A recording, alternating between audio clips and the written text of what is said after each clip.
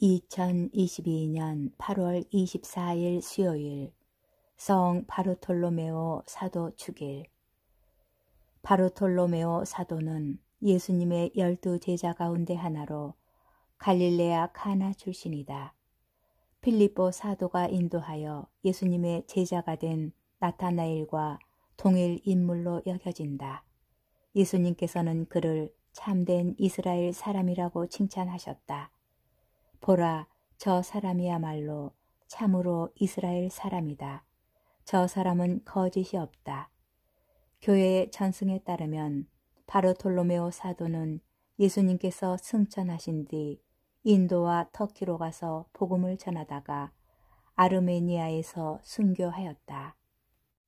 제1독서 요한 묵시록 21장 9절에서 14절의 말씀입니다. 천사가 나에게 말하였습니다. 이리 오너라. 어린 양의 아내가 될 신부를 너에게 보여주겠다. 이어서 그 천사는 성령께 사로잡힌 나를 크고 높은 산 위로 데리고 가서는 하늘로부터 하느님에게서 내려오는 거룩한 도성 예루살렘을 보여주었습니다. 그 도성은 하느님의 영광으로 빛나고 있었습니다. 그 광채는 매우 값진 보석 같았고 수정처럼 맑은 벽옥 같았습니다.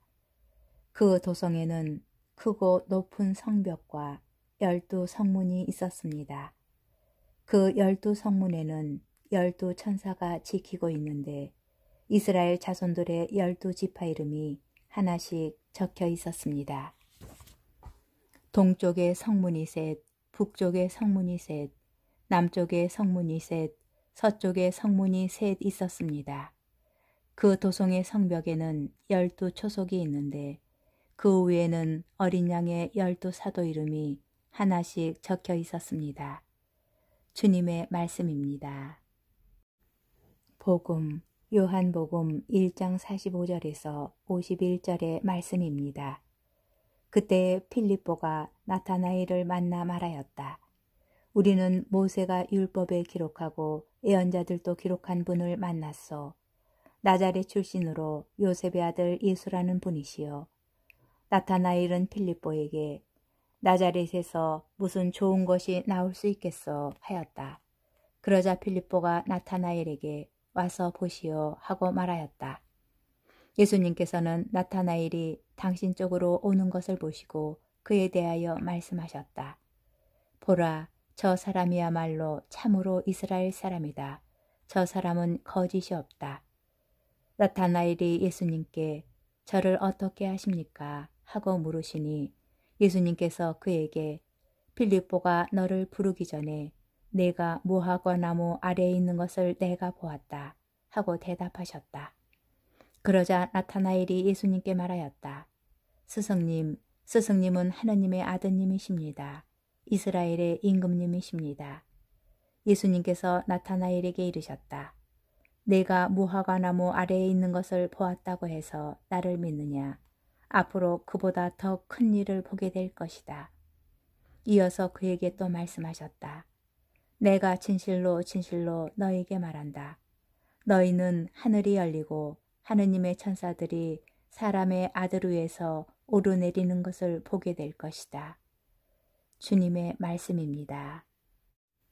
오늘의 묵상. 성서학자들은 나타나엘과 바르톨로메오를 같은 사람으로 봅니다.